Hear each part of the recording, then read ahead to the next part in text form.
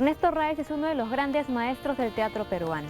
No solo es responsable de inspirar con su actuación a muchos jóvenes a finales de la década del 60, sino que hasta el día de hoy enseña a actuar y a preservar la memoria del teatro. Aquí, nuestro homenaje.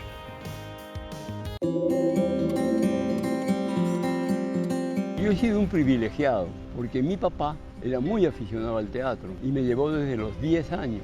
Seguramente que con tanto ver teatro desde los 10 años, este año voy a cumplir 71 años viendo teatro.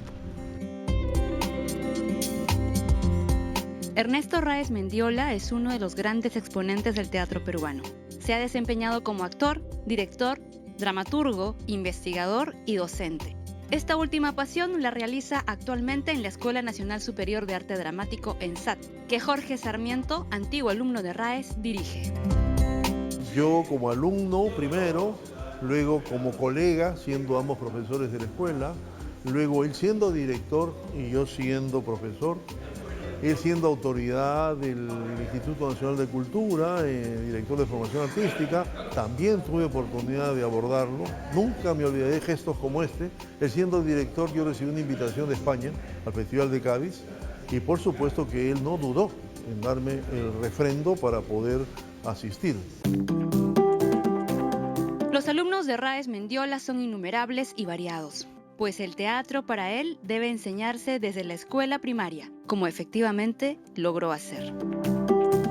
Él fue mi primer profesor de actuación y luego profesor de historia del teatro peruano. Lo que yo apreciaba muchísimo era su oficio, su dedicación, lo riguroso y lo dedicado que eran los actores de aquel entonces, ¿no? O sea, eran actores que trabajaban, que ensayaban y que a la vez eran padres de familia, tenían sus hijos y iban y venían, sin embargo había una dedicación al teatro. Entonces ver ese lado de Ernesto para mí siempre fue muy importante. En el año 2013 fue distinguido en el 28º Festival Internacional de Teatro Hispano de Miami, con el premio Toda una vida en las artes escénicas. Y en el 2014 fue reconocido como personaje meritorio de la cultura peruana. Merecidos galardones para quien trabaja sin descanso en lo que le apasiona. Pero ¿cómo inició su vida en el teatro? No seguía medicina, sino que un día pasamos con un amigo que me conoce mucho de mi promoción por la puerta de la Escuela Nacional de Arte Escénico, que en esa época quedaba en el Jirón Washington. Le dice, oye, acá enseñan teatro. Y tú que te gusta tanto el teatro, ¿por qué no te metes a aprender? Y a mí como me quedaba un poco de tiempo, entré, me presenté, ingresé. En el ínterin hubo huelga en la Facultad de Medicina. Entonces todo mi tiempo lo dedicaba al teatro. Y después de eso ya no volví a la medicina. Si hubiera vivido mi mamá, yo hubiera seguido ahí porque a ella le encantaba que yo fuera médico. Y uno por satisfacer al padre hace muchas cosas, ¿no? Pero cuando me quedé solo, fallecieron desgraciadamente, pues me dediqué al teatro y lo que es más, no, estoy contentísimo de haber estado en el teatro toda la vida. Es increíble porque mi papá va a ver más teatro que yo, o sea, yo realmente no puedo mantener ese ritmo, ¿no? Y él sí, o sea, él se mantiene vivo con eso, realmente lo apasiona, es su razón de ser, el teatro. Ernesto Ráez es constantemente invitado a festivales, conferencias y conversatorios acerca de la historia del teatro nacional, entre otros temas de las artes escénicas. Su amplio conocimiento es producto de su estudio y participación de la historia del teatro, pero no con un afán de acumular conocimiento, sino de enseñar, y así preservar la memoria teatral.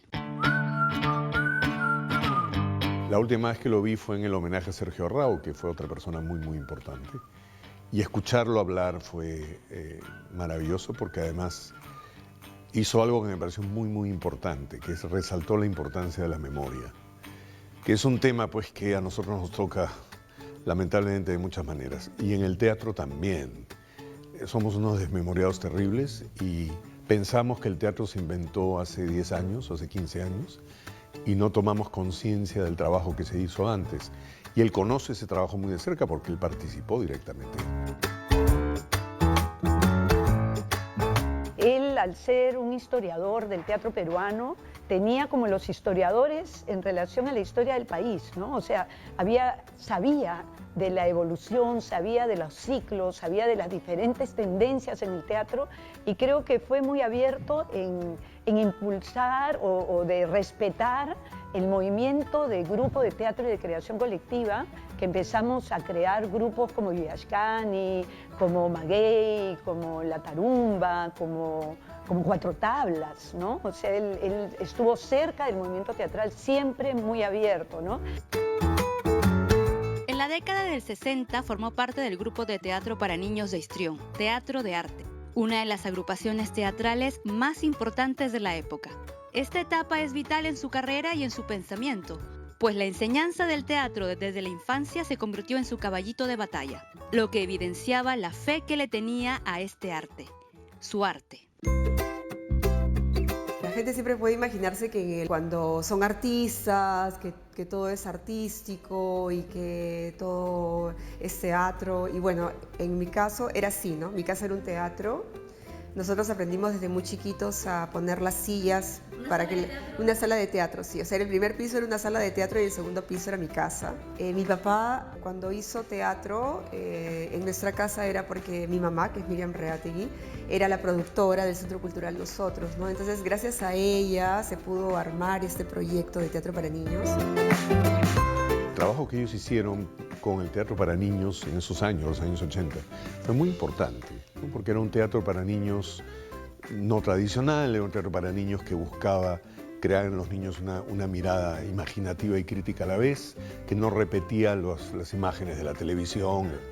Y en ese sentido fue una inspiración. Hacían un festival importante y yo he participado de alguna manera como espectador y como de alguna manera he participado en algunas de las mesas redondas. En los años 70 fue autor de los programas oficiales de teatro para la educación básica de todo el país como técnico del Ministerio de Educación. Los niños que van al teatro de pequeños siempre son mejores que los otros que no han ido nunca. Hablan mejor, se comunican mejor. El teatro es una docencia de humanidad. O sea, uno aprende del ser humano todo lo que hay que aprender. Es una profesión humanística por excelencia, ¿no? O como digo, yo por ejemplo, tengo acá en la falda el libro, ¿no? Que este año saqué, mira cómo se llama, El arte del hombre. ¿Por qué? Porque el hombre hace arte, pero arte del hombre es el teatro. Y una de las cosas que para mí es muy importante, Ernesto, es este trabajo que él hacía sobre la sensibilidad, ¿no? O sea, Ernesto siempre nos dijo de que el teatro trabaja la humanidad, que el teatro trabaja con el ser humano y que el teatro, por lo tanto, es indispensable en el colegio, para los niños, para los barrios. Otra de las responsabilidades importantes en la carrera de Raes fue la de coordinador para América Latina en la Sociedad Cultural de Drama y Educación, que promueve la educación del teatro en muchos países. Está demostrado que los países que más desarrollan teatro también tienen cuadros juveniles y adultos mucho más sólidos. Ahora, no quiere decir tampoco que... Porque hay teatro terapéutico también, pero yo siempre digo una cosa muy verdadera. Si el teatro fuera un método de curación, no habría tanto actor que está lleno de problemas. Su enseñanza del teatro ha sido desde siempre muy valiosa en las personas que iniciaban una carrera teatral. Es un acto muy complejo, porque si tú te pones a pensar, se trata de que un hombre represente a muchos hombres, un ser humano represente a muchos seres humanos, ¿no es cierto? Una mujer a muchas mujeres. Y eso supone una maduración intelectual y una maduración sensitiva.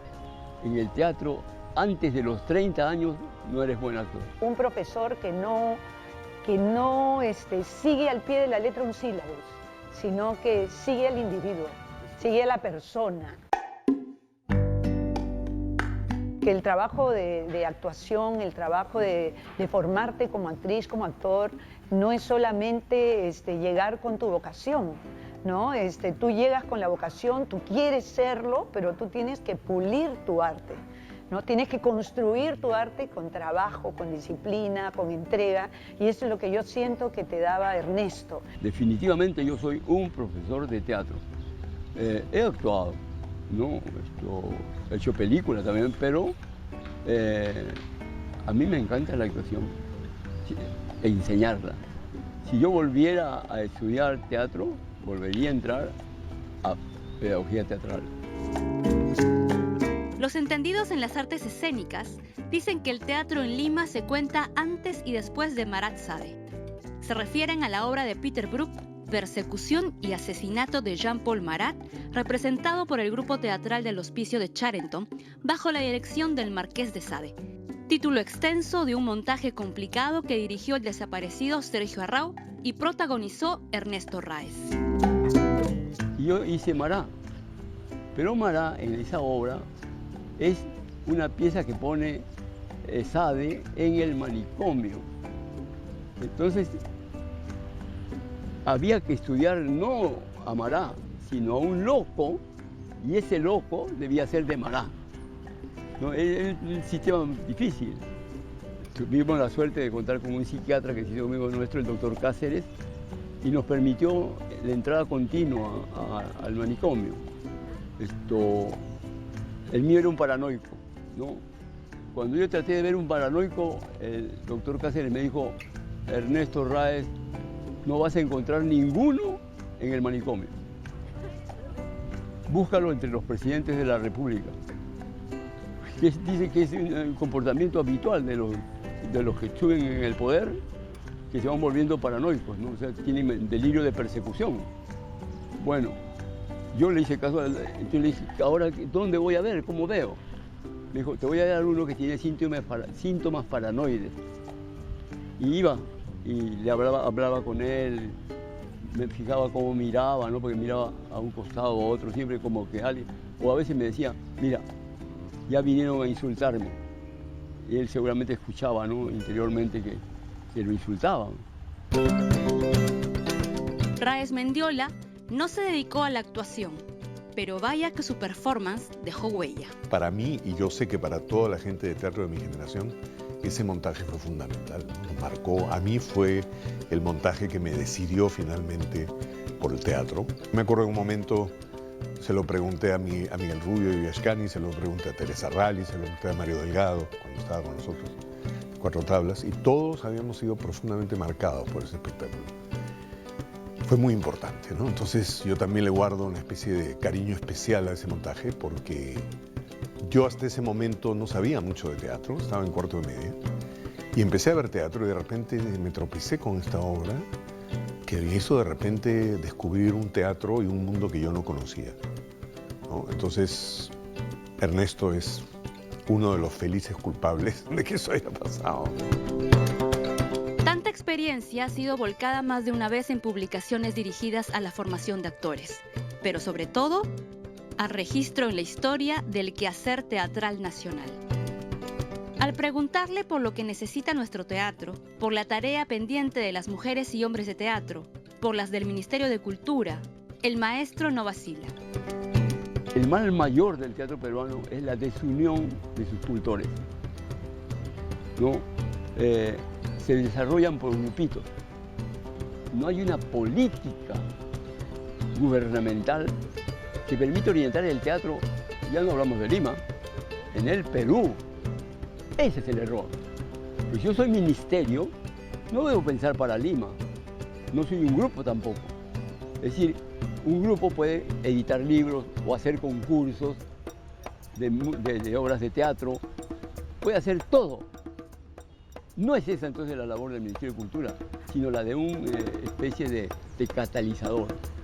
Lo que significa hacer catastro en el Perú de en qué lugares se puede hacer teatro, ¿no? Editar no un libro, sino muchos libros.